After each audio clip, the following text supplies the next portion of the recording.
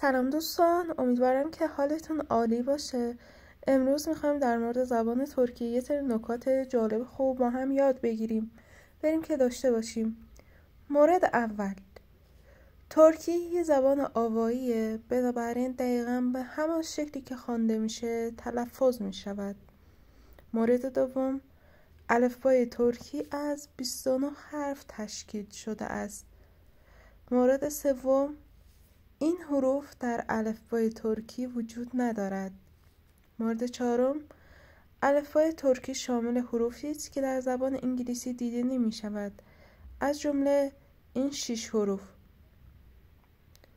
مورد پنجم، الفبای فعلی ترکی در سال 1928 توسط بنیانگذار ترکیه مصطفی کمال آتاتورک معرفی شد. مورد آخر، در سمت شرق ترکیه بسیاری از مردم به زبان کردی صحبت میکنند.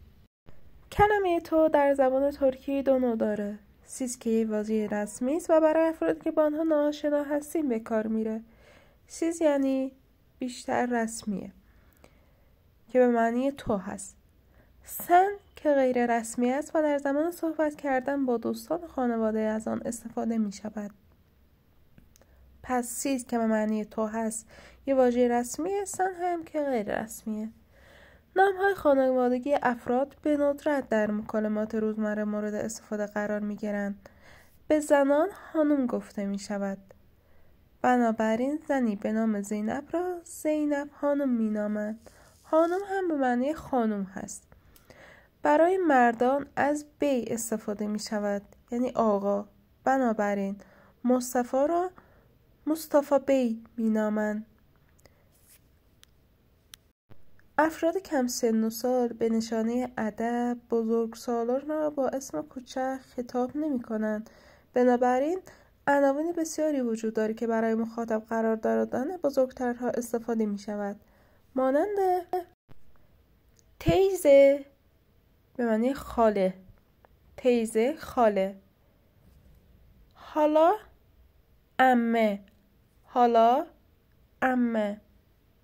امجا، امجا، عمو یا دایی.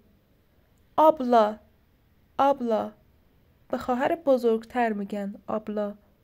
آبی، آبی، به برادر بزرگتر میگن آبی.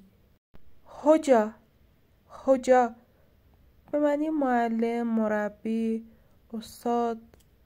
کانکا، کانکا به دوست صمیمی میگن کانکا که معمولا آقایون به کار میبرن. در زندگی روزمره کلمات عربی هم استفاده میشه. به عنوان مثال وقتی شخصی وارد یه اتاق شلوغ میشه میگه سلام علیکم، سلام علیکم، و مردم با علیکم سلام به اون پاسخ میدهند. از کدوم نکته بیشتر خوشتون اومد اونو تو کامنت ها برامون بنویسید و یه نکته جالب دیگه هم شما اضافه کنید.